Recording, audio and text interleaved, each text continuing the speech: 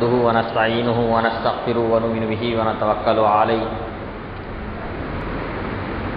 ونعوذ بالله من شرور أنفسنا ومن سيئات أعمالنا من يهده الله فلا مضل له ومن يضلله فلا هادي له وأشهد أن لا إله إلا الله وحده لا شريك له وأشهد أن محمدا عبده ورسوله أما بعد فإن خير الحديث كتاب الله وخير الهدي هدي محمد صلى الله عليه وسلم وشر الأمور محدثاتها وكل محدثة بدعة وكل بدعة ضلالة وكل ضلالة في النار. أعوذ بالله من الشيطان الرجيم. بسم الله الرحمن الرحيم. يا أيها الذين آمنوا اتقوا الله حق تقاته ولا تموتن إلا وأنتم مسلمون. يا أيها الناس اتقوا ربكم الذي خلقكم من نفس واحدة وخلق منها زوجها وبث منهما رجالا كثيرا ونساء فاتقوا الله الذي تساءلون به والأرحام إن الله كان عليكم رقيبا. يا أيها الذين آمنوا اتقوا الله وقولوا قولا سديدا يصلح لكم أعمالكم ويغفر لكم ذنوبكم ومن يطع الله ورسوله فقد فاز فوزا عظيما. رب اشرح لي صدري ويسر لي امري واحلل عقدة من لساني يفقهوا قولي. سبحانك لا علم لنا الا ما علمتنا انك انت العليم الحكيم. تمام قسم کی حمد و ثنا کبریائی و بزرگی اللہ وحدہ لا شریک لہ کے لیے لائق و زیبا ہے، جو دونوں جہاں کا خالق، رازق، مالک، پالنہار ہے. وہی اللہ ہے جسے چاہتا ہے صرف لڑکے عطا کرتا ہے، جسے چاہتا ہے صرف لڑکیاں عطا کرتا ہے، جسے چاہتا ہے لڑکے لڑکیاں ملا کر عطا کرتا ہے. جسے اللہ اولاد نہ دے اسے کوئی اولاد نہیں دے سکتا. وہی اللہ ہے جو بیمار کرتا ہے، شفا یابی عطا کرتا ہے، مصیبت میں مبتلا کرتا ہے، مصیبت سے نکالتا ہے، عزت عطا کرتا ہے، ذلیل کر دیتا ہے، فتح عطا کرتا ہے، شکست دیتا ہے. بیدک الخیر، ہر قسم کی بھلائی اللہ رب العالمین ہی کی طرف سے ہے. بعدہ درود و سلام ہو تمام انبیاء پر، خصوصاً آخری نبی جناب حضرت محمد مصطفیٰ صلی اللہ علیہ وسلم پر، وہ ذات مبارکہ مطہرہ کہ اللہ رب العزت نے جنہیں رحمت کائنات بنا کر بھیجا اور جن کے ذریعے سے اہل کائنات کی ہدایت اور رہنمائی کا بندوبست فرمایا. محترم سامعین، آج کے اس خطبہ جمعہ میں جس عنوان کے تحت باتیں پیش کی جائے گی وہ ہے اسلامی نکاح. سب سے پہلے میں اللہ رب العالمین سے دعا کرتا ہوں کہ اللہ تعالیٰ مجھے حق بات کہنے اور ہم تمام لوگوں کو کہنے سننے سے زیادہ کتاب و سنت کی صحیح تعلیمات پر عمل کرنے کی توفیق عطا فرمائے. آمین یا رب العالمین. ہم اپنی زبان میں جسے شادی کہتے ہیں، عربی میں اسے نکاح کہتے ہیں. شادی فارسی لفظ ہے جس کے معنی خوشی کے ہوتے ہیں، اور یہ ایک ایسی سماجی تقریب ہے جس سے سابقہ ہر انسان کا ہوتا ہے.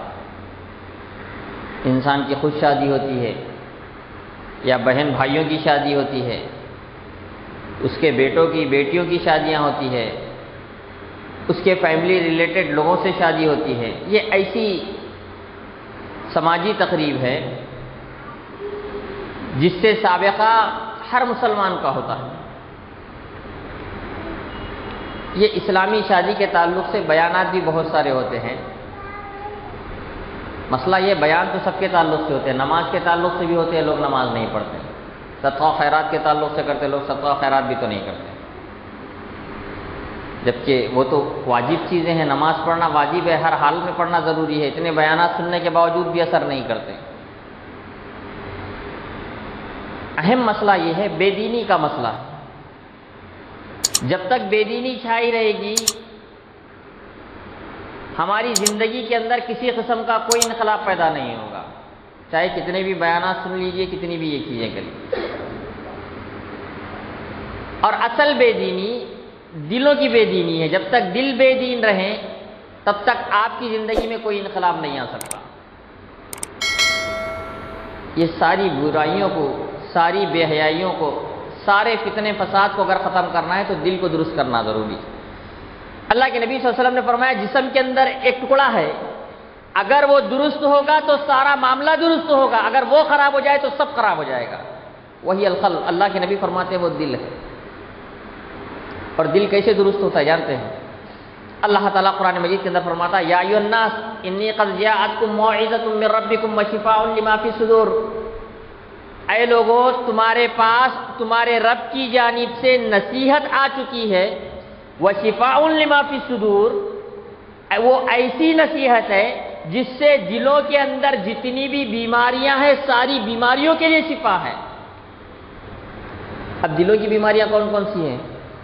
شرک ہے، بدعات ہے، حسد ہے، جلن ہے، کینہ کپٹ ہے، بغض ہے، مال کی محبت ہے، عہدے کی محبت ہے۔ یہ کون سی بیماریاں ہیں؟ دل کی بیماریاں ہیں۔ اچھا، اب ان بیماریوں کا علاج کسی ڈاکٹر کے پاس ہے کیا؟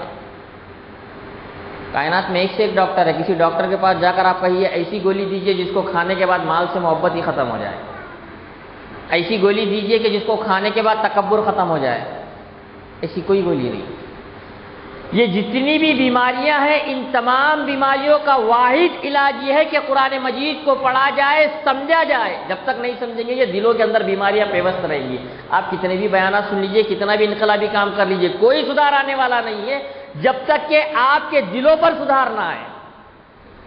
آپ کی دلوں کی اصلاح جب تک نہیں ہوگی، یاد رکھیے جسمانی بیماری سے زیادہ خطرناک دل کی بیماری ہوتی ہے۔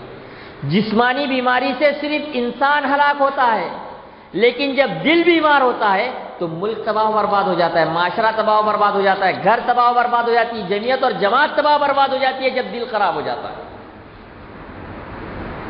کیا ہوتا ہے گھروں میں؟ حسد، جلن، کینہ کپٹ، اسی کی وجہ سے تو لڑائی جھگڑے ہوتے ہیں۔ یہ کس کی بیماری ہے؟ دلوں کی بیماری ہے۔ اس کا علاج کیا ہے؟ قرآن مجید ہے۔ قرآن مجید کو سمجھیں گے تو مال کی محبت ختم ہو جائے گی۔ آج مال کی محبت اس قدر زیادہ ہے کہ آدمی حلال نہیں دیکھ رہا ہے، حرام نہیں دیکھ رہا ہے، سود نہیں دیکھ رہا ہے، چوری نہیں دیکھ رہا ہے، رشوت نہیں دیکھ رہا ہے، مال کیسے آ رہا ہے یہ نہیں دیکھ رہا ہے، جو مال بیچ رہا ہوں صحیح جا رہا ہے یا غلط جا رہا ہے یہ بھی نہیں دیکھ رہا ہے، بس اسے مال آنے سے مطلب ہے، میرا جیب بھر جائے چاہے جیسے بھی ہو جائے۔ یہ مال کی محبت، عہدے کی محبت ہے، اس کے لیے لڑائی جھگڑا ہو رہا ہے۔ حسد و جلن کی محبت ہے، اس کے لیے لڑائی جھگڑے ہو رہے ہیں۔ آج جہیز سے مال آ رہا ہے، آدمی کو فکر نہیں ہے مال صحیح آ رہا ہے یا غلط آ رہا ہے۔ آج جہیز کے متعلق بے شمار بیانات ہوتے ہیں، لعنت برستے ہیں، بائیکاٹ کرتے ہیں، حرام کہتے ہیں، سب کچھ کہنے کے باوجود بھی کوئی اثر نہیں ہو رہا ہے۔ کیوں نہیں ہو رہا ہے؟ یہ دلوں پر اثر نہیں ہو رہا ہے۔ انبیاء اکرام نے، اللہ کے نبی صلی اللہ علیہ وسلم نے صحابہ اکرام کے دلوں پر محنت کی تھی، اور جیسے ہی ان کے دلوں پر محنت کی گئی، جو چور تھے وہ محافظ بن گئے، جو چور تھے وہ محافظ بن گئے، جو ڈاکو تھے، جو عصمت کے لٹیرے تھے وہ عصمتوں کے محافظ بن گئے۔ ایسے بھی بعض انسان صحابہ میں پائے جاتے تھے جو اکیلے پورے قافلے کو لوٹ لیتے تھے۔ قافلے کو لوٹنا بولے تو ایک جماعت اور تنظیم ہونا چاہیے۔ غالباً مجھے اس صحابی کا نام یاد نہیں آ رہا، شاید ابو ذر غفاری یا کوئی تو صحابی تھے، ان کے بارے میں آتا ہے کہ اتنے طاقتور تھے، اکیلے پورے قافلے کو لوٹ لیتے تھے۔ اکیلے لوٹنا پورے قافلے کو کوئی معمولی بات نہیں۔ لیکن جیسے ہی اس قرآن کو پڑھا، سمجھا، صحابہ اکرام کے دلوں پر جب محنت کی گئی تو یہ محنت ایسی رنگ لائی کہ جو چور تھے محافظ بن گئے، جو عصمتوں میں لٹورے تھے وہ عصمتوں کے محافظ بن گئے۔ اگر آج معاشرے کے اندر انقلاب اگر لانا ہے تو ضرورت اس بات کی ہے کہ لوگوں کو قرآن سے جوڑ دیا جائے، چاہے جیسے جوڑنا ہو، پڑھانے کی شکل میں، تلاوت کی شکل میں، سمجھانے کی شکل میں، جہاں تک کہ ممکن ہو سکے گھر کے چھوٹے سے لے کے بڑے تک ہر آدمی قرآن مجید پڑھنے لگ جائے تو معاشرے کے اندر انقلاب برپا ہو جائے۔ اس کی ایک ہیبت ہوتی ہے، جانتے ہیں اس کی، یہ خیر موضوع نہیں، خالی ایک بات بتا کے میں آگے اپنی بات شروع کروں کہ قرآن کی ایک ایسی ہیبت، اللہ کے نبی فرماتے ہیں کہ جو آدمی جتنا نیک ہوگا اس کا ڈر اتنا، اللہ کے نبی صلی اللہ علیہ وسلم کے بارے میں آتا ہے کہ آپ جہاں ہوتے تھے تو وہاں سے 1 مہینے کی مسافت کے برابر آپ کا لوگوں کے اندر ڈر اور خوف پایا جاتا تھا۔ تو اہل علم میں لکھا ہے کہ جو آدمی جتنا نیک ہوگا اس کا ڈر خوف اتنی دیر تک پایا جائے گا۔ اب ہمارا ڈر اور خوف کہیں گھر کے باہر بھی نہیں ہے۔ اس کی وجہ یہ ہے کہ ہم قرآن نہیں پڑھتے۔ قرآن پڑھیں گے تو یہ دلوں کی گندگیاں، برائیاں، جیسے میں نے کہا، سب پاک و صاف ہو جائے گی۔ ورنہ یہ میں کتنا بھی بیانات دے دوں، کتنا بھی لوگ چلا کر چلے جائیں، کتنا بھی سمجھایا جائے، کتنی بھی تنظیمیں بنائی جائے، کتنا بھی بائیکاٹ کیا جائے، کوئی اثر ہونے والا نہیں۔ کوئی اثر ہونے والا نہیں۔ اگر اثر پیدا کرنا ہے اپنی چیزوں پہ تو لوگوں کے دلوں پر محنت کیجیے، جیسا کہ انبیاء اکرام نے صحابہ کے دلوں پر محنت کی، تو دلوں پر جب محنت ہوگی تو ساری گندگیاں، برائیاں، پریشانیاں سب کچھ ختم ہو جائے گی اور ہمارا معاشرہ صالح معاشرہ کہلائے گا۔ یاد رکھیے قرآن ہی کی ہے، اس کے برکات اتنے زیادہ ہیں۔ جیسا آج معاشرے کے اندر بہت سارے لوگ کہتے ہیں بہویں نہیں سن رہی، اتنے مسائل ہو رہے ہیں۔ میں نے ہمارے شہر میں ایک ایسی بوڑھی عورت کو بھی دیکھا ہوں کہ اس کا معمول تھا کہ روزانہ وہ قرآن پڑھتی تھی، فجر سے لے کے صبح 8 بجے تک، عصر سے لے کے مغرب تک۔ اللہ رب العالمین نے اس کا ڈر اور خوف اتنا ڈال کر رکھا تھا اس کی فیملی میں کہ وہ جب تک زندہ تھی اس کو 5 لڑکے تھے، 5 لڑکوں میں کسی کی مجال نہیں کہ بول دے میں الگ رہ جاتا، پانچوں کا کھانا ایک جگہ پکتا تھا۔ وہ اتنی بڑی فیملی بن چکی تھی کہ ایک ایک بیٹے کو 8-8 9-9 10-10 بیٹے، کل ملا کے 40-50 کی فیملی ہے، روزانہ 5-6 کلو کھانا ڈیلی پکتا تھا گھر کے اندر۔ اتنی بڑی فیملی ہو چکی تھی، لیکن وہ بڑھیا جب تک زندہ تھی تب تک کسی بیٹے کی یا بہو کی مجال نہیں تھی کہ ہم الگ ہو جائیں گے کہہ دیں۔ اللہ نے اتنا ڈر اور خوف ڈال کر رکھا تھا کیونکہ وہ نیک تھی۔ آپ جتنے نیک رہیں گے اتنا ڈر اور خوف لوگوں میں پایا جائے گا۔ اگر آج بھی کوئی ساس چاہتی ہے کہ میرے بچے الگ نہ ہو، ہر ساس چاہتی ہے، لیکن الگ الگ، آپ نیک بنیے۔ اگر آپ اپنی بہوؤں کے ساتھ برائیوں کا تعاون کر رہے ہیں، گارڈن کو لے جا رہے ہیں، پکنک کو لے جا رہے ہیں، شادی بیاہ میں بیجا رسم و رواج میں اگر آپ ان کو تعاون کر رہے ہیں تو آپ کے گھر کا معاشرہ بھی ویسا بے حیا ہوگا اور آپ کی بہویں بھی آپ کے سر پر چڑھ کر بولے گی۔ لیکن اگر آپ خود نیک بنیں گی، خود قرآن پڑھیں گی، بہوؤں کو قرآن پڑھائے گی، گھر میں دینی ماحول فراہم کریں گی تو آپ کا ڈر اور ہیبت اتنی پائی جائے گی کہ بہویں تو چھوڑیے، بیٹوں کا بھی مجال نہیں ہوگی کہ اپنی ماں کو کچھ خلاف بات کہہ سکیں۔ بہرحال اگر ہمیں بیان سے شروع کرنے سے پہلے میں اسی لیے ذکر کر رہا ہوں کہ یہ جتنے بھی بیانات ہو رہے ہیں آپ سنیں گے چلے جائیں گے، کوئی اثر نہیں ہوگا۔ اثر کرنا ہے تو ہمارے دلوں پر محنت کرنا ضروری ہے، اور دلوں پر محنت کرنے والی واحد کتاب ہے، کہیں اس کا علاج نہیں ہے، وہ ہے قرآن مجید۔ اس کو پڑھا جائے، سمجھا جائے، ساری برائیاں، گندگیاں، بے حیائیاں، شرک و بدعت سب ختم ہو جائیں گی، سب ختم ہو جائیں گی۔ یہ جو شادی ہے، شادی انسانی نسل کی بقا کے لیے ہے تاکہ انسانی زندگی آگے چل سکے، آگے چل سکے۔ اب شادی بھی اللہ کا کتنا بڑا احسان ہے۔ اللہ تعالیٰ فرماتا ہے وَمِنْ آیَاتِهِ، اللہ تعالیٰ کی نشانیوں میں سے یہ بھی ہے أَنْ خَلَقَ لَكُم مِّنْ أَنفُسِكُمْ أَزْوَاجًا لِتَسْكُنُوا، کہ اللہ نے تمہیں میں سے جوڑے جوڑے پیدا کیے، تمہیں میں سے جوڑے جوڑے پیدا کیے، لِتَسْكُنُوا إِلَيْهَا، تاکہ تم اس کے ذریعے سکون حاصل کرو۔ اللہ کا یہ بڑا احسان ہے کہ انسانوں کو جانوروں سے شادی کرنے کا حکم نہیں دیا گیا ہے، بلکہ انسانوں کو انسانوں سے ہی شادی کرنے کا حکم دیا۔ یہ اللہ کا بہت بڑا احسان ہے، لِتَسْكُنُوا إِلَيْهَا، تاکہ تم اس کے ذریعے سے سکون حاصل کرو۔ وَجَعَلَ بَيْنَكُم مَّوَدَّةً وَرَحْمَةً، اور اللہ نے یہ ایک ایسا بندھن رکھا کہ شادی ہوتے ہی دونوں کے اندر بے پناہ محبت اور رحمت ہو جاتی ہے۔ جبکہ ایک انسان کسی دوسرے انسان سے اتنی محبت نہیں کرتا جتنا شادی ہوتی ہے اپنی بیوی سے محبت کرنے لگتا ہے۔ یہ اللہ کا بہت بڑا احسان ہے کہ اللہ نے ان دونوں کے درمیان محبت اور رحمت کو رکھ دیا ہے، اللہ نے رکھ دیا ہے۔ اور یہ شادی یاد رکھیے یہ اتنی اہم ہے انسانی زندگی میں۔ اللہ کے نبی صلی اللہ علیہ وسلم نے فرمایا اذا تزوج العبد فقد استكمل نصف الایمان، کہ جب بندہ شادی کرتا ہے تو سمجھ لو اس کا آدھا ایمان مکمل ہو گیا، آدھا ایمان مکمل ہو گیا۔ فلیتق اللہ نصف الباقی، اب چاہیے کہ وہ آدھے دین میں اللہ تعالیٰ سے ڈرے۔ آدھا دین شادی ہو گیا، آدھے دین میں اللہ رب العالمین سے انسان کو ڈرنے کی ضرورت ہے۔ یہ ایک سماجی تقریب ہے۔ اب اسلامی شادی صرف اتنی ہے، کتنی ہے جانتے ہیں؟ ایجاب اور قبول۔ اسلامی شادی کا تصور صرف اتنا ہی ہے، ایجاب اور قبول، یعنی کہ دلہن کی طرف سے بھی قبول ہو اور مرد دولہے کی طرف سے بھی نکاح قبول کرا جائے۔ اسی طرح مہر کا تعین، مہر کا تعین جو کہ آدمی کا حق ہے اپنی بیوی کو مہر دے، اپنی بیوی کو مہر دے، شادی کے عوض میں جو بھی وہ مہر دینا چاہتا ہے وہ مہر دے۔ اور اسی طرح عورت کے ولی کی رضامندی اور 2 عادل گواہ، یہ 4 چیزیں ہو گئے تو سمجھ لیجیے شادی ہو گئی۔ اب اس کے علاوہ کوئی چیز کی ضرورت نہیں، کچھ نہ بھی رہے تو شادی رہتی۔ دولہا دلہن کا ایجاب و قبول، ولی کی رضامندی، 2 عادل گواہوں کا موجود ہونا اور مہر کا تعین ہونا، مہر مقرر ہونا، یہ 4 چیزیں اگر پائی جائے تو سمجھ لیجیے شادی ہو گئی۔ یہ 4 چیزیں تو کہیں نظر نہیں آتی لیکن باقی سب چیزیں ہمارے معاشرے کے اندر نظر آتی، باقی ساری کی ساری چیزیں نظر آتی ہیں۔ اب ہماری شادی اتنی آسان رکھی گئی کہ ہر آدمی 14-15 سال کا ہوگا تو نکاح کر لے گا۔ جیسا ایک گھر بنانا ہے، گھر بنانے کے لیے ساری چیزیں ہونا تب گھر بنے گا، تو ویسے ہی شادی اتنی مہنگی ہو گئی کہ سب چیزیں آئیں گی تبھی شادی ہوگی، تبھی شادی ہوگی۔ تو آج ہمارے معاشرے کے اندر اتنا زیادہ شادی کو رن و روغن کر دیا گیا، اتنے زیادہ رسوم اور رواج اس کے اندر بنا دیے گئے کہ آج شادی کرنے سے بھی انسان کو ڈر لگتا ہے، شادی کرنے سے بھی انسان کو ڈر لگتا ہے۔ جبکہ شادی کا اسلام میں اتنا ہی تصور ہے، 2 لوگ موجود ہو گواہی دے دے، آپ کی جتنی طاقت ہے آپ مہیا متعین کر دیجیے، ایجاب اور قبول ہو، ولی کی رضامندی ہو، شادی ہو گئی، نہ آپ نے کھانا کھلایا، نہ آپ نے لوگوں کو بلایا، نہ کسی کو بتایا، تب بھی آپ کی شادی ہو جائے گی، آپ کا نکاح ہو جائے گا۔ اتنا آسان ہے، لیکن آج شادی میں بہت سارے رسم و رواج ہونے کی وجہ سے آج شادی مشکل ہو گئی، اور آج معاملہ ایسا ہو گیا کہ شادی میں جلد کرنے کا بھی حکم ہے۔ اللہ کے نبی فرماتے ہیں کہ جیسے ہی نوجوان ہو جائے شادی کر لو، لیکن آج مسئلہ ایسا ہے، بچہ بڑا ہوتا ہے تو سب سے پہلے بچے میں دیکھا جاتا ہے کیا کماتا ہے۔ اگر گورنمنٹ سروانٹ ہے تو آنکھ بند کر کے بچی دے دی جاتی ہے، اب دیکھنے کی ضرورت نہیں، وہ مشرک ہے، بدعتی ہے، شرابی ہے، جواری ہے، کچھ لینا دینا نہیں۔ گورنمنٹ سروانٹ ہے، فوراً دے دیا جائے، فوراً دے دیا جائے پہلے تو، اور اگر مال والا ہے، کروڑ پتی ہے، تب بھی اس کو فوراً دے دیا جاتا ہے، فوراً دے دیا جاتا ہے۔ ورنہ اگر کوئی غریب بچہ ہے، کوئی نیک اور شریف بچہ ہے، نمازی بچہ ہے، آج ہم اس کو بچی دینے کے لیے تیار نہیں ہیں۔ حضرت علی رضی اللہ تعالیٰ عنہ سے ایک آدمی نے پوچھا، مجھے میری بیٹی کو کئی لڑکوں کے رشتے آ رہے ہیں، کسے دوں؟ آپ نے کہا دیندار سے دو۔ کیوں؟ کیونکہ اگر تم دیندار لڑکے کو اگر اپنی بچی دو گے تو اگر دیندار کو آپ کی لڑکی پسند اگر آ گئی تو وہ اور اس کو عزت دے گا، اس کا احترام کرے گا، لیکن اگر دیندار لڑکے کو آپ کی بچی پسند نہیں بھی آتی تو اس پر ظلم نہیں کرے گا کم سے کم، کیونکہ وہ دیندار ہونے کی وجہ سے آپ کی بچی پہ ظلم نہیں کرے گا۔ اس لیے جب اپنی لڑکی کا رشتہ کرنا ہے تو حضرت علی رضی اللہ تعالیٰ عنہ کہتے ہیں نیک لڑکی کو دیکھ کر دیں۔ مسئلہ یہاں پہلے مال دیکھ کر دیکھتے ہیں، تو اب بچے کے ابا امی کو بھی لگتا ہے ہمارا بچہ کیا کما رہا، بچہ ذرا کمایا، کام دھندے کو لگا تو ذرا اس کی شادی کر کے دے دیں گے، ایسا جملہ بھی لوگ کہتے ہیں۔ حضرت علی رضی اللہ تعالیٰ عنہ اتنے غریب تھے کہ رہنے کے لیے گھر نہیں تھا جب آپ کی شادی ہوئی تھی، رہنے کے لیے گھر نہیں تھا۔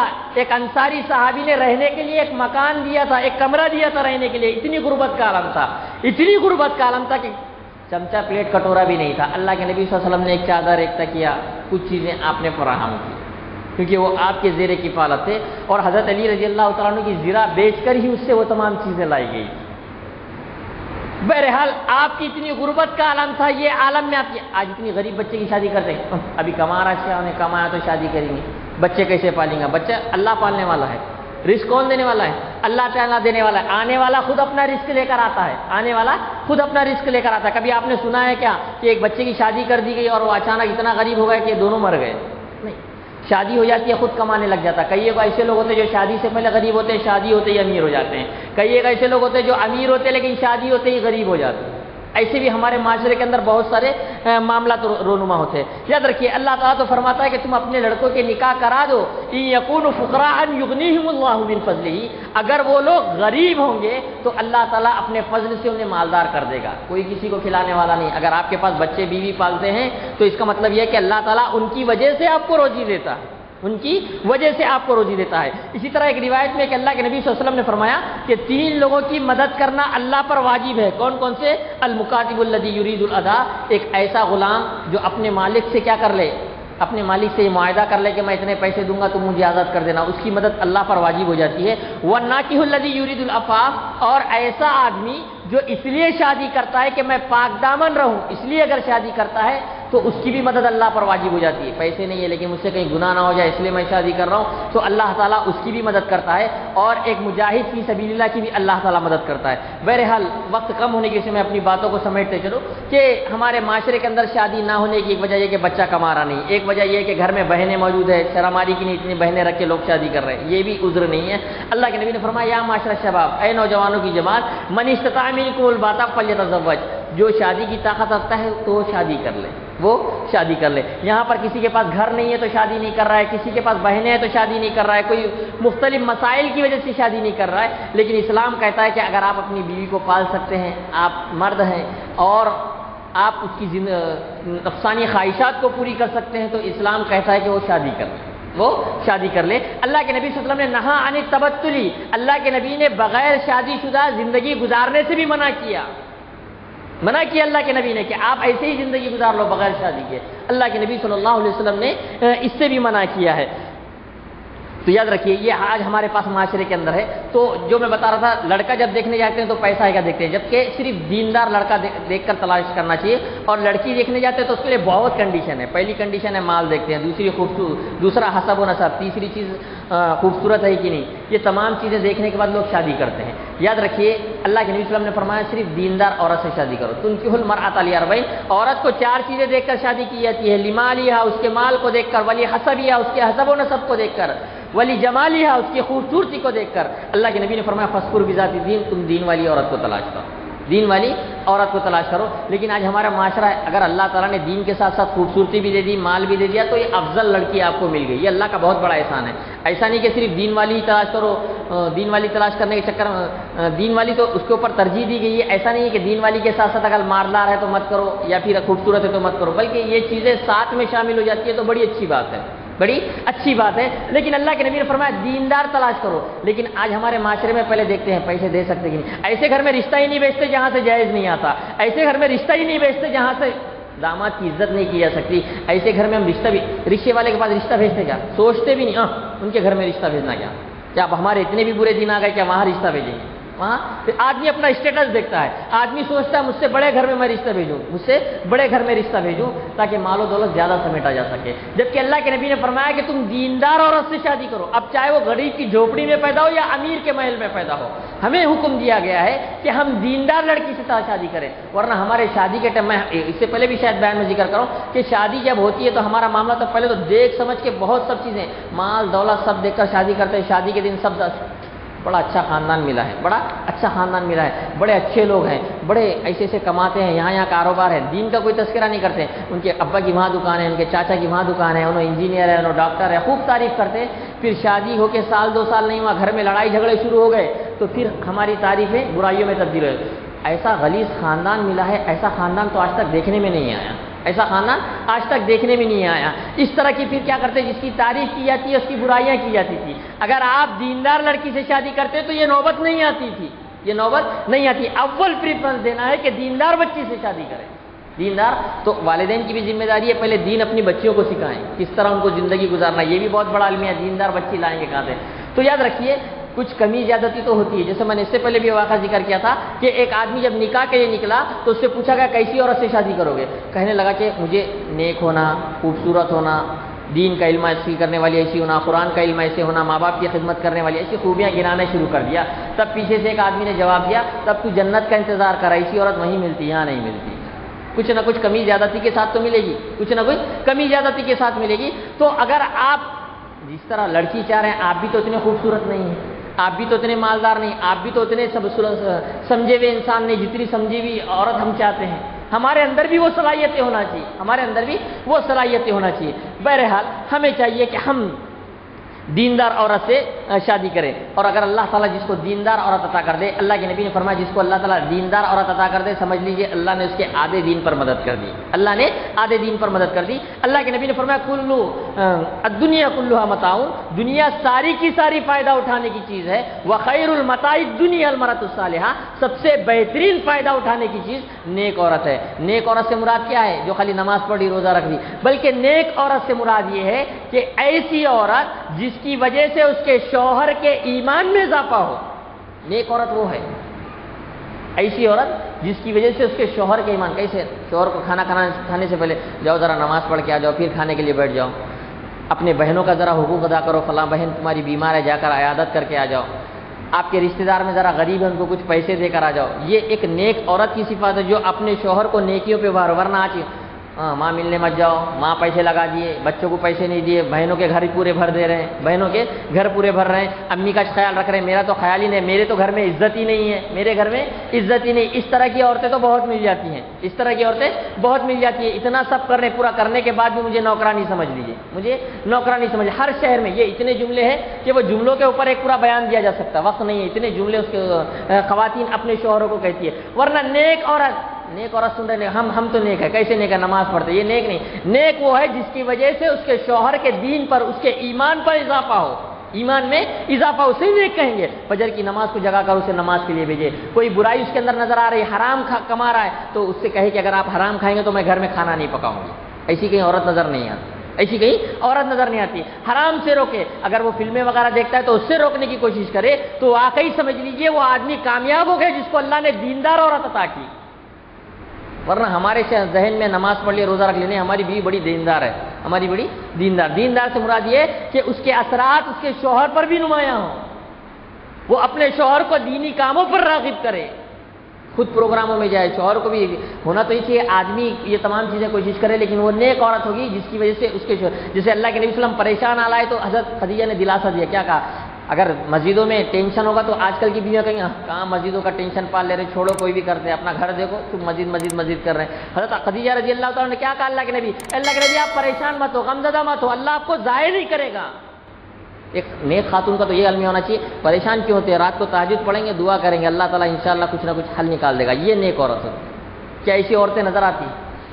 بہرحال ایک یہ مستقل ٹاپک بھی ہے کہ ہم کو عورتوں کو نیک بھی بناتے رہنا چاہیے۔ اسی طرح یاد رکھیے، اگر یہ میں نے جیسے کہا شادیاں لیٹ ہوئی تو اس کے بھی بہت سارے نقصانات ہیں، بہت سارے نقصانات ہیں، بے حیائی عام ہو رہی ہے، انسان کی جوانی ختم ہو رہی ہے، بہت سارے اس کی بھی ایک تفصیل طلب باتیں ہیں کہ اس کو بھی ذکر کیا جا سکتا۔ بہرحال وقت ختم ہونے کی سے اب بتاتے چلو کہ اسلامی شادی کیسے ہونا چاہیے۔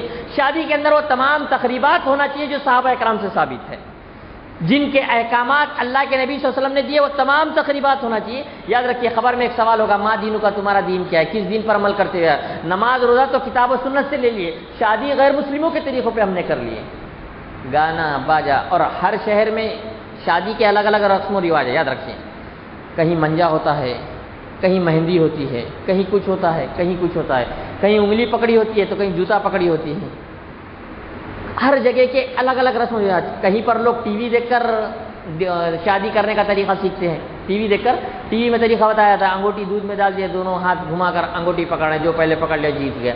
پہلے جوتا چھپایا جاتا تھا، اب اپڈیٹ زمانہ ہو رہا ہے تو اپڈیٹ چیزیں بھی آتے جا رہی ہیں، تو پرانے دقیانوسی چیزیں ختم ہوتے ہوتے نئی نئی چیزیں بھی آج کل رسم و رواج چلی آ رہی ہے آج ہمارے معاشرے کے اندر۔ بڑے افسوس کی بات ہے کہ شادی انتہائی سادہ ہونا چاہیے، شادی انتہائی مشکل ترین آج بنتی چلی جا رہی ہے۔ جیسے ہی لڑکی دیکھ لیے تو سب سے پہلے تو لڑکی کے لیے اتنے سامان کا انتظام کیا جاتا ہے، ایسا لگتا ہے جیسے اسے کسی ایسے سیارے پہ بھیج دیا جانے والا ہے جہاں پر کوئی چیز ملنے والی ہی نہیں ہے، جہاں پر کوئی چیز کیلا ٹھوکنے تک کا لیا جاتا ہے، پردہ، اس کو ٹھوکنے کا کیلا، وہ غلاف، ادھر کا چادر، ادھر کی چادر، اس کی چپل، اس کی چپل، اس کے کپڑے، اس کے کپڑے، پورے 2 مہینے تک تو سوچا ہی جاتا کیا کیا لیا جانا ہے، کیا کیا لیا جانا ہے، جیسا وہاں پر کوئی چیز ملنے والی ہی نہیں ہے۔ کتنے افسوس کی بات ہے، کتنے افسوس کی بات ہے، ساری چیزیں، کتنی تیاریاں۔ اسلامی شادی، اللہ کے نبی کی شادی ایک کیسی جانتے ہیں، حضرت صفیہ سے شادی کیسی؟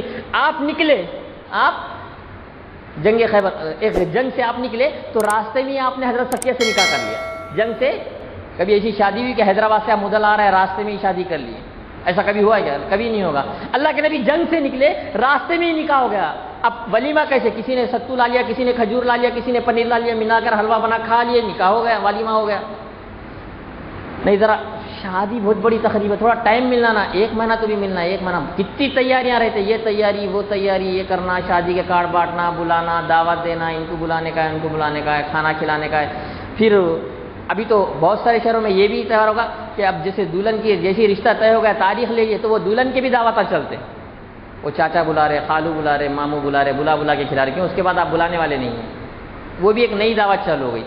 ہر شہر میں ایک الگ الگ قسم کی دعوتیں ہیں، ہر شہر میں الگ الگ قسم کی، اور اس میں تو خالی موقع ملنا چاہیے، انہوں ملنے آئے دعوت، انہوں ملنے گئے دعوت، انہوں ملنے آئے دعوت، اس کے نام پر کئی ایک دعوتیں ہوتی ہیں، کئی ایک دعوتیں ہوتی ہے۔ یاد رکھیے نکاح اتنا ہی ہے، مسجد میں نکاح سب سے آسان نکاح ہے، جمعہ پڑھو، نکاح کرو، گھر چلتے بنو۔ شولہ پور تو ایک ایسا شہر ہے جہاں پر ایک ہی دن میں نکاح اور ولیمہ ہوتا ہے، جانتے ہیں؟ عصر میں نکاح ہوتا ہے، شام میں ولیمہ ہوتا ہے، ایک ہی دن میں، اور یہ صرف سلفی حضرات کے اندر ہی پایا جاتا ہے، انتہائی سادہ شادہ، ورنہ سلفی حضرات کے علاوہ آپ کہیں نہیں دیکھیں گے جہاں پر سادہ شادی کا بھی کوئی تصور ہو، یہاں پر سادہ، ورنہ ہمارے شہر کے اندر ہی بہت سارے لوگ صرف جمعہ میں ایسا نکاح پڑھتے چلے جاتے، گھر کا پانی تک نہیں پیتے دلہن کا۔ ہونا تو یہ چاہیے، ہمارے پاس ایسی شادیاں ہونا چاہیے کہ دلہن کو جو مہر دیا جاتا ہے، مہر ایڈوانس میں دے دیا جائے تاکہ ان کی تیاری میں کام آئے۔ ایسی شادی کہیں نظر نہیں آتی، الٹا تو ایسے بے غیرت دولہے نظر آتے کہ وہاں سے 2 لاکھ روپے لے کے اسی میں سے مہر دے دیتے ہیں، اسی میں سے مہر دے دیتے ہیں، اسی میں سے کھانا کھاتے ہیں۔ دنیا کا سب سے خوشی کا دن اسی میں مانگ کر لائے ہوئے پیسوں سے کپڑے بنا کر، جو اس کی سب سے خوشی کا دن ہے، اس دن بھیک مانگ کے جوڑا پہنتا ہے، بھیک مانگا وہی ہے۔ اس لیے کئی لوگ کئی آرٹیکل لکھتے ہیں، زکوٰۃ مانگ لو، یہ مانگ لو، کوئی اثر ہونے والا نہیں۔ میں نے جسے کہا دلوں پر محنت ہونا ضروری ہے، میں بیان بھی دے کے جا رہا ہوں، سب کو بیان اچھا دکھے گا، دل خوش ہوگا، لیکن ہم وہی کرنے والے ہیں، ہم وہی گناہ کے کام کرنے والے، ہمارے اندر کوئی تبدیلی آنے والی نہیں۔ اب اگر کوئی عورت خودکشی کر لی تب ہمارے دل کو ذرا افسوس ہوگا، نہیں ایسا نہیں کرنا چاہیے تھا۔ افسوس بڑا اچھا کرتے ہیں، ہمارے شہر میں ایک آدمی پھانسی لگا کر مر گیا قرضہ لے کر، تو وہاں لوگ تبصرہ کر رہے ہیں کہ ہم کو بولتا تو ہم پیسے دے دیتے، موت کرنے کیا ضرورت ہے۔ میں بازو ہی کھڑا تھا، میں نے کہا ابھی بہت سارے لوگ مخروض کو دنیا میں جی رہے ہیں، ویسے ہی پریشان، وہاں لیا کر دے دیجیے، وہاں لیا کر دے دیجیے، خاموش بیٹھ گئے۔ لوگ بڑی اچھی اچھی پیاری پیاری باتیں کرتے ہیں ایسے ٹائم پہ. ابھی عائشہ کا جو کیس ہوا جہیز کی وجہ سے ہوا, ہم اچھی طریقے سے جانتے ہیں 10-20 سال پہلے کیا ہوتا تھا, کہیں سلنڈر پھٹ کے بہو مر گئی, کہیں اسٹوو پھٹ کر بہو مر گیا, کہیں تیل گر کر بہو مر گئی, ایسا تو بہت ساری ہوتی تھی. ابھی بھی ہو رہا ہے, ابھی بھی وہ عائشہ کا جو کیس ہوا اس کے بعد بھی اورنگ آباد کے کرنل گاؤں کے اندر ایک آدمی عورت نے ایسی خودکشی کر لی. ایسے بہت سارے معاملات ہو رہے ہیں جہیز کی وجہ سے, عورت کے بے دینی کی وجہ سے. آج بھی بہت ساری عورتیں اپنے اپنے گھروں میں بیٹھی ہوئی ہے شوہر سے ناراض ہو کر, کیا ان کا کچھ تصفیہ ہو رہا ہے؟ وہ مر جائیں گی تب لوگ افسوس کریں گے. ہم کو بولنا تھا, ارے ابھی ہے نا بہت سارے, ہر شہروں میں, ہر گاؤں میں, ہر ایک کے رشتہ دار میں کئی ایسی بچیاں جو اپنے اپنے گھروں میں بیٹھی ہیں, بہت پریشان حال ہے, بہت پریشان حال ہیں, زندگیاں گزار رہی ہے, کاٹ رہی ہیں, ویسے ہی جی رہی. آپ سوچئے جو دور سے بیٹھ کر مزے لے رہے ہیں, جو اس پر بیت رہی ہے, اگر اس کی جگہ آپ ہوتے تو کیا کرتے؟ اللہ نے آپ کو سکون سے رکھا ہے. جب لوگ مر جاتے تبھی احساس ہوتا ہے, ارے ایسا نہیں ہونا تھا, ایسا نہیں ہونا تھا. جب ہو رہا تھا تو تب کیا کر رہے تھے؟ ابھی تو بہت آپ کے اطراف میں بہت سارے ایسے مسائل ہو رہے ہیں, بہت سارے ایسے مسائل ہو رہے ہیں. لیکن آج ہم دیکھ رہے ہیں امیر کے لیے شادی نمائش بن گئی, یہ کھلا رہا ہے, وہ پلا رہا ہے, شان و شوکت اتنی زیادہ, کھانے کے انبار لگے. اللہ کے نبی نے کبھی ایک دستر پہ 2 سالن نہیں کھایا. کتنے افسوس کی بات ہے, اتنے کھانے پھینکتے ہیں ہم لوگ. شادی خانوں میں کتنا کھانا گرتا ہے, کتنی بے حرمتی ہوتی ہے. ایسی کوئی شادی ہی نہیں ہوتی کہ جس میں 5-10 کلو کھانا ویسٹیج نہیں جاتا ہے, دسترخوان پہ گر رہا ہے. ہم کہتے ہیں کھانے دانے دانے پہ کھانے والے کا نام, ہم ڈائلاگ مارتے ہیں, کئی جگہ کرتے ہیں, کتنا کھانا گراتے ہیں ہم لوگ. شادیوں میں تو بے تحاشا کھانا پھینکنے میں جاتا ہے, بے تحاشا کھانا پھینکنے. ہر چیز کا نقصان ہی نقصان. آج ہمارے معاشرے کے اندر شادی کیا ہے, غریب کے لیے بوجھ, امیر کے لیے نمائش بنتی چلی گئی ہے. اور یہ بیانات سننے کے بعد بھی بڑے چالاک لوگ ہوتے ہیں ہم لوگ, بڑے چالاک لوگ ہوتے ہیں. علماء نے کہا منگنی مت کرو, منگنی مت کرو, منگنی کا نام ہی تبدیل کر دیا. کیا مولانا ہم کیا کر رہے ہیں, وہ بات پکی کرنے جا رہے ہیں, ہم منہ میٹھا کرنے جا رہے ہیں. کہاں اسلام میں منہ میٹھا کرنا, بات پکی کرنا. میں ہمیشہ کہتا ہوں کہ ہم صرف انسانوں کو دھوکہ دے سکتے ہیں, رب العالمین کو دھوکہ نہیں دے سکتے. وہ جانتا ہے کہ کون سا بندہ کس نیت سے کام کر رہا ہے. کچھ لوگ کہتے ہیں مولانا ہماری ذرا مجبوری الگ ہے, ذرا ہمارا مسئلہ جو ہے نا ذرا آگے پیچھے, ہماری ذرا کنڈیشن الگ ہے. تو کیا آپ کے لیے الگ دستور, الگ قرآن, الگ نبی آئیں گے؟ اب کہ اللہ تعالیٰ الگ سے کوئی قانون آپ کے بھیجے؟ اللہ نے جو قانون بھیجا ہے قرآن مجید کے ذریعے, وہ قیامت تک کے ویسے ہی رہے گا. قیامت کے دن آخری انسان جو پیدا ہوگا اس کے لیے بھی وہی قانون ہوگا. اب کوئی الگ قانون, الگ نبی, الگ دستور آنے والا نہیں ہے. نہیں کہتے ہیں مولانا ان کی بات الگ ہے, ذرا ہمارا مسئلہ ذرا الگ ہے. تو کیا آپ کا مسئلہ الگ ہے تو پھر الگ قرآن آنا چاہیے آپ کے لیے. تو آج ہمارے معاشرے کے اندر ہم دیکھتے کہ شادی بیاہ سے لے کر جب سے دیکھنا شروع ہوتا ہے, اگر بیچ میں عید آ گئی تو وہ پھر عیدی کا جوڑا جاتا ہے, تو کہیں عیدی جاتی ہے. اب بعد میں نہ عیدی کا جوڑا جاتا ہے نہ عیدی جاتی ہے, صرف تماشے کے کام ہونا شروع ہو جاتے ہیں. ذرا سا رشتہ طے ہو گیا تو پھر بات چیت بھی چالو ہو جاتی ہے. ہمارے شہر میں حال ہی میں 15 دن میں ایک لڑکے کو تو کوئی لڑکی دے ہی نہیں رہا تھا, بڑی مشکل سے ایک جگہ طے ہو گیا تو لڑکے کی لڑکی سے بات چیت بھی شروع ہو گئی. لڑکی والوں کو معلوم پڑا لڑکا بدماش ہے, لیکن بات چیت تو چالو ہو چکی تھی. لڑکا بچی کو لے کر بھگا کر لے گیا, شادی کر لیا. ایسے تو بہت سارے واقعات ہوتے ہیں شہر میں, تو ہر روزانہ نئے نئے واقعات ہوتے ہیں. یہ تو گاؤں ہے, چھوٹا سا ہے, کوئی واقعہ. ہمارے شہر میں تو ہر روز واقعات ہوتے ہیں, کوئی نہ کوئی واقعہ ہوتا رہتا ہے. کوئی تو مرتا ہے, کوئی تو بھاگتا ہے, کہیں کچھ ہوتا ہے. ڈیلی واقعات ہوتے ہیں.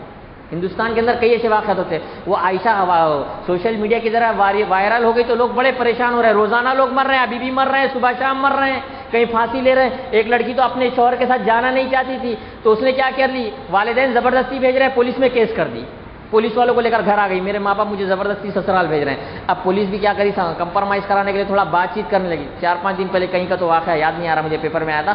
پولیس ذرا کمپرمائز کی بات ہی کر رہی تھی کہ لڑکی اندر گئی, پنکھے سے خودکشی کر لی, پنکھے سے لٹک کر خودکشی کر لی. ایسے بھی واقعات رہا ہوں, یہ حال ہی کی بات بتا رہا ہوں. جو سوشل میڈیا پر آ جاتے ہیں, جو باتیں پیپر میں آ جاتی ہے وہ معلوم ہو جاتی ہے, جو پیپر میں نہیں آتی, جو معلوم نہیں ہوتی وہ نہیں معلوم ہوتی, وہ معلوم نہیں ہوتی. تو ہمارے پاس مسئلہ ایسا ہے, جب سے لڑکی دیکھتے ہیں تب سے لے کے بچہ پیدا ہونے تک سارا خرچہ لڑکی والوں پر ہی ہوتا ہے. یہاں تک کہ عقیقہ نہیں کیا جاتا ہے, آخری خرچہ وہ چلے کی شکل میں ہوتا ہے. پتہ نہیں یہاں کیا کہتے ہیں, 40ویں دن ایک دعوت ہوتی ہے جسے بہت سارے شہروں میں چلہ کہا جاتا ہے, اس کی شکل میں ہوتا ہے. عقیقہ کرنا ضروری ہے, وہ نہیں کر کے دوسرے تمام تقریبات کریں گے. یاد رکھیے سنت رسول سے کھلواڑ کریں گے تو ہماری زندگیوں میں بھی کھلواڑ ہوگا. ہم کہتے ہیں نکاح من سنتی, اللہ کے نبی فرماتے ہیں نکاح میری سنت ہے. اب جب سنت کو سنت طریقے پہ ادا نہیں کیا جائے گا تو ہماری زندگیوں میں کبھی انقلاب برپا نہیں ہوگا, نہ ہماری زندگیاں کبھی چین اور سکون سے گزر بسر ہو سکتی ہیں. جو شادی اسلامی طرز پر نہ ہو ان کی زندگیاں ایسے ہی جیسا ایک دوسرے کو کمپرمائز کرتے ہوئے ایڈجسٹ کرتے جی رہے, خالی زندگی کٹ رہی ہے. کئی ایک لوگ کہتے ہیں مولانا ہم کو گھر میں ہنسی نہیں آتی, کیوں نہیں ہنسی؟ جیسا باہر ہنستے ہیں نا ویسا گھر میں ہنسی نہیں آتی، اتنا ہم پریشان ہو جاتے ہیں۔ کیوں شادی کیوں نہیں کی؟ اسلامی شادی کرتے تو اللہ برکت نازل کرتا، اسلامی طرز پر شادی کرتے اللہ برکت نازل کرتا، لیکن اسلامی طرز پر شادی نہیں، کہیں انتاکشری کھیلی جاتی ہے شادیوں کے دنوں پہ، ایک طرف آدمیاں بیٹھے ہوئے ایک طرف عورتیں بیٹھے، دولہے کو لے جانے، دلہن لے جانے کے لیے دولہے کو بھی دلہن والوں کے لیڈیز کے حال میں لیا جاتا ہے۔ یہ بھی ایک بدترین کام ہے، یاد رکھیے، ایک آدمی کی نگاہ اس کی بیوی کے علاوہ کسی اور عورت پر نہیں پڑنا چاہیے۔ اب شادی خانے کے اندر دلہن لے آنے کے واسطے دولہے کو وہاں لیا جاتا ہے، وہاں پر بھی ٹاول اڑائے جاتے ہیں، وہاں پر بھی تحفے تحائف دیے جاتے ہیں۔ یہ تمام کے تمام کام بدترین کام ہے اسلام کا، اس میں کوئی تصور نہیں۔ اب یہ خالی سننے کو اچھا دکھ رہا ہے، آج بھی اگر کسی کے گھر میں شادی ہوگی نا، جا کے وہ وہی کام کرے گا جو کرنا ہے اسے۔ مولانا بولے بڑا اچھا تو آپ کر سکتے ہیں، میں نے کہا ہر آدمی کا تعلق پڑتا ہے۔ آپ کی خود شادی ہوگی یا آپ کے بیٹے کی شادی ہوگی یا آپ کے بھائی کی شادی ہوگی یا آپ کی بہن کی شادی ہوگی، کسی نہ کسی کی آپ کے گھر میں شادی ہوگی، ہم بائیکاٹ کرتے ہیں۔ کئی دانشور جو ہوتے ہیں پبلسٹی کے لیے آ جاتے ہیں، نعرے مارتے ہیں، پھر ویڈیو بناتے ہیں، ہم اس کا بائیکاٹ کرتے ہیں، پرزور مذمت کرتے ہیں، وہاں سے نکل کے شادی میں وہ سب سے پہلے نظر آتے ہیں۔ یہ کون سا بائیکاٹ ہوا؟ یہ کون سی پرزور مذمت ہوئی؟ خود کی بیٹیوں میں لاکھوں روپے خرچ کر رہے ہیں، کئی ایک لیڈران دیکھیے، ان کی بچیوں کی شادیوں کے حال دیکھیے، کروڑوں روپے وہ خرچ کر چکے ہیں، اور جب ایسے معاملات ہوتے ہیں ہم بائیکاٹ کرتے ہیں۔ آپ خود بائیکاٹ اپنے گھر میں نہیں کر پا رہے تو باہر کیسا بائیکاٹ کرو گے؟ مالدار لوگوں نے تو پریکٹیکل طور پہ بتانا چاہیے کہ یہ غلط چیز ہے، لیکن آج ہمارے معاشرے کا، میں نے کہا کہ اگر کرنا ہی ہے تو مہر جو ہے آپ پہلے ہی دے دیجئے لڑکی والوں کو کہ جو خرچہ آنے والا ہے آپ اسی میں کر لیجئے۔ کتنا بہتر کام یہ ہوگا کہ لڑکی والوں پر بھی بوجھ نہیں پڑے گا کہ وہ اسی کے ذریعے کیا کرتی ہے کہ اپنی بچی کو کیا کرتے ہیں، وہ تمام ضروری اشیاء دلا دیں۔ کتنے افسوس کی بات ہے، یاد رکھیے اسلام میں بارات کا کوئی تصور نہیں ہے، اسلام میں بارات کا تصور نہیں، اسلام میں جہیز کا تصور نہیں، اسلام میں ڈی جے کا تصور نہیں۔ آج کل تو بڑے شہروں کے اندر شادی کے اندر بھی ڈی جے لگتے، کوئی بعد میں لگاتا ہے، کوئی ادھر کھانا چل رہا ہے، بڑے بڑے اسکرین لگے ہوئے ہیں، وہاں پر گانے بج رہے ہیں، چل رہا ہے۔ بعض شہروں کے اندر ایسا بھی معاملہ ہو چکا ہے کہ دولہا اور دلہن کا ایک ساتھ اسٹیج لگتا ہے۔ کولہاپور کی ایک شادی میں جانا ہوا، مہاراشٹر کا ایک ضلع ہے کولہاپور، وہاں پر مسلم جو شادی ہوتی ہے دولہا اور دلہن کو ایک ساتھ بٹھایا جاتا ہے، ایک ہی اسٹیج لگایا جاتا ہے، عورتیں بھی آ کر ملتی ہیں، مرد بھی آ کے ملتے ہیں۔ اب بے حیائی کا جب زمانہ ہی چلا تو کسی کو برائی نظر نہیں لگتا، پورے شہر میں برائی ہو رہی تو سب برائی کرتے ہیں۔ ہم اپنے آپ کو سدھارے، ہم اپنے گھر میں یہ جتنے لوگ بیٹھے ہوئے خالی اتنے لوگ اپنے گھروں میں اسلامی شادی کر لیں گے تو ملک کے اندر انقلاب برپا ہو جائے گا۔ اس کو بولنے کی ضرورت نہیں ہے، ہم چاہ رہے ہیں کہ دوسرے دیندار بنے اور ہم بے حیا بنے، اس کے گھر میں اسلامی شادی ہونا، وہ فلاں انہیں نا بہت باتیں کرتا نا، انہیں اسلامی شادی کرنا، اور ہم کہیں شیطانی شادی کرنا۔ دوسروں پہ نکتہ چینی کرنے کے لیے ہم بڑے جلدی آتے ہیں۔ آپ سوچیے آپ کے گھر میں بھی بہن ہے، آپ کے گھر میں بیٹی ہے، آپ کے گھر میں بھائی ہے، آپ کے گھر میں رشتہ دار ہے، آپ خود جاتے ہیں وہ شادی میں، کھاتے ہیں اور آتے ہیں، باہر بیٹھ کے چبوتروں پہ تبصرہ کرتے ہیں، فلاں نے ایسا نہیں کرنا تھا، فلاں نے ایسا نہیں کرنا تھا، تو پھر آپ کیسا کرنا تھا؟ آپ بھی تو گناہ کر رہے ہیں۔ کئی ایک لوگ ملتے ہیں، بڑے بڑے ڈائلاگ مارتے ہیں، بڑی بڑی باتیں کرتے ہیں، اور خود کی شادی میں اس سے زیادہ برے نظر آتے ہیں۔ دوسروں کو بولنے سے پہلے خود سوچئے، خالی اتنے لوگ اپنے اپنے گریبان میں جھانک لیں، خود اپنی اصلاح اگر کر لیں گے تو معاشرے میں انقلاب آ جائے گا۔ آپ یہ عہد کر لیں۔ اور شادی بیاہ کے جہاں تک کے تعلق میں ہمیشہ کہتا ہوں، دو لوگ پورے رسم و رواج کو روک سکتے، کون لوگ؟ ایک دولہا، ایک دولہے کی ماں۔ دلہن والے تو کچھ نہیں روک سکتے، ان کی تو مجبوری ہوتی ہے، نہیں دیں گے تو کوئی قبول ہی نہیں کرے گا۔ دولہا اور دولہے کی ماں اگر یہ دونوں ٹھان لیں کہ ہماری شادی میں کوئی غیر اسلامی کام نہیں ہوگا تو ہو جائے گا۔ لیکن آج کل کے نوجوان، میں ہمیشہ کہتا ہوں، کچھ نوجوان جو تھوڑا بہت بیانات سنتے، مولانا ہماری بہت خواہش ہے اسلامی شادی کرنے کی، لیکن ہمارے امی ابا نہیں مان رہے، اور آپ نے تو بولے امی ابا کی فرما برداری ضروری ہے، پوری زندگی بھر نافرمانی کرے گا لیکن جہیز کے ٹائم پہ فرما برداری یاد آئے گی۔ میں کہتا ہوں تمہارے دلوں میں کھوٹ ہے، امی کہیں گے خالہ کی بچی سے شادی کر لے، نہیں امی وہ اچھی نہیں نا، کالی لڑکی سے شادی کر لے، امی وہ بھی اچھی نہیں، لنگڑی سے کر لے، کریں گے کیا؟ امی کی فرما برداری بالکل نہیں کریں گے۔ لیکن مولانا یہاں فرما برداری بڑی یاد آتی ہے، ایک گلاس پانی کبھی ڈھنگ سے لا کر نہیں پلائے لیکن جہیز لیتے ٹائم برابر فرما برداری یاد آتی ہے۔ تو میں یہی کہتا ہوں کہ ان کے دلوں میں کھوٹ ہے۔ تو اگر دولہا اگر یہ کہہ دے کہ میں بالکل شادی نہیں کروں گا، کہ اگر اس میں غیر رسم و رواج، اگر میں نے ایسے بھی دولہوں کو دیکھا ہے کہ جنہوں نے یہ صاف طور پر کہہ دیا کہ شادی کے دوران اگر کوئی بھی غلط کام ہوگا تو میں شادی توڑ دوں گا، ختم ہو گئی بات، انتہائی اسٹرکٹلی طور پہ کہنے، گھر میں بھی سب گھبرا گئے، کہیں بھاگ نہ جائے، پاگل چھوکرا ہے، بھاگ گیا تو پریشانی، اس لیے لوگوں نے کیا کیے، احتیاط سے شادی۔ کئی ایسے لوگوں، نوجوانوں کو میں نے دیکھا، ایک نوجوان تو میرا دوست ایسا تھا کہ اس نے 4 دن تک تو گھر ہی نہیں گیا، اس کی شرائط اس نے پورے لکھ کر دے دیے کہ میری شادی ایسی ہونا چاہیے کہ لیڈیز ہال میں کوئی مرد نہیں جائے گا، دونوں کے لیے الگ الگ فنکشن ہال لیا جائے گا، یہاں تک کہ میری جو بیوی ہوگی اس کو کوئی ساڑی نہیں دی جائے گی، سارے کے سارے ڈریس ہوں گے، سارے کے سارے ڈریس ہوں گے، نکاح میں کھانا نہیں ہوگا، 2 پیج کا پورا بنا کر اس نے گھر میں بھیج دیا، قبول ہے تو اس کو گھر بلائیے، ورنہ گھر بلانے کی ضرورت بھی نہیں ہے، دکان میں ہی سو رہا ہے کھا رہا ہے، 4 دن تک گھر والے بھی تنگ آ گئے، بلا کر اس کے مطابق شادی کر دی۔ آپ کر کے تو دیکھیے، لیکن ہمارے دل میں نہیں ہوتا مولانا انہوں نہیں مان رہے، انہوں نہیں مان رہے، کیسا نہیں مان رہے، سب مانتے ہیں۔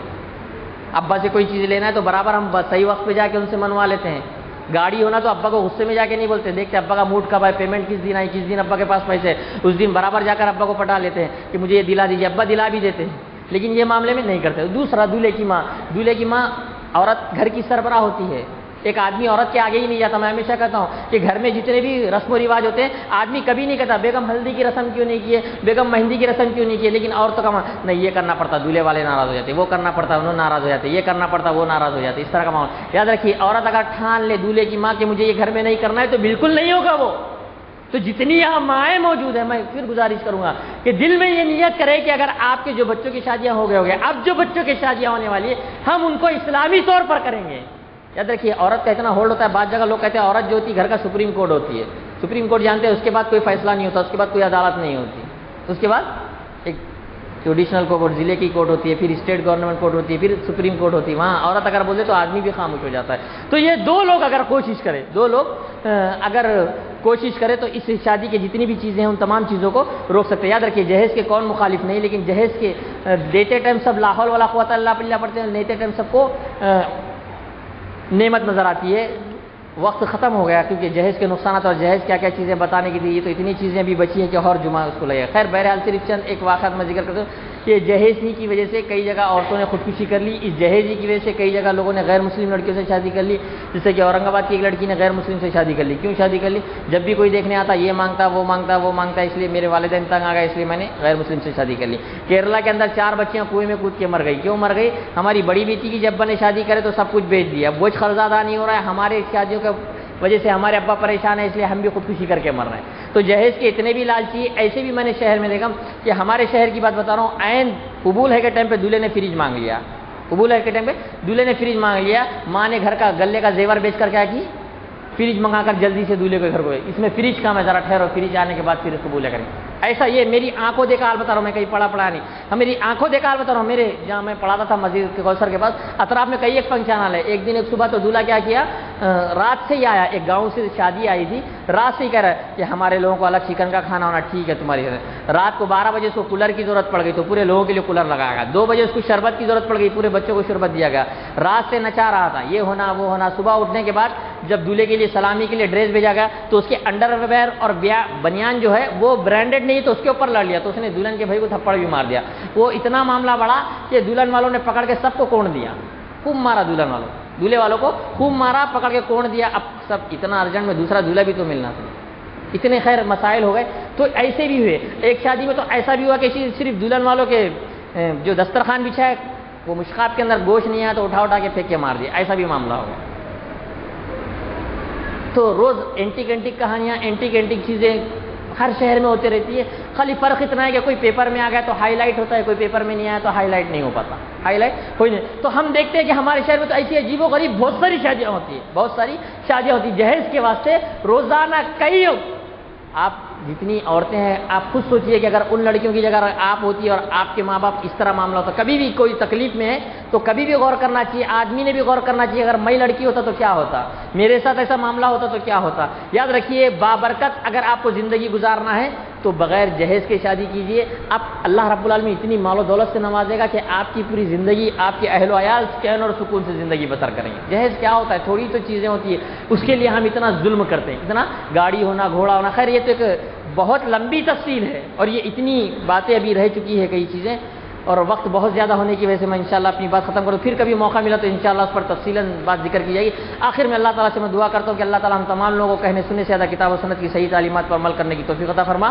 یا رب العالمین ہم کو جب تک زندہ رکھ، ایمان پر زندہ رکھ، جب ہمارا خاتمہ ہو ایمان پر ہمارا خاتمہ ہو۔ یا رب العالمین ہم تمام لوگوں کو نماز پڑھنے والا بنا۔ یا رب العالمین ہمارے دلوں سے کینہ کپٹ حسد جلن بغض تمام چیزیں ختم کر کے محبت، ہمدردی، رواداری اور ایک دوسرے کے ساتھ مل جل کر کام کرنے کی توفیق عطا فرما۔ اقول قولی ھذا استغفر اللہ لی ولکم اجمعین۔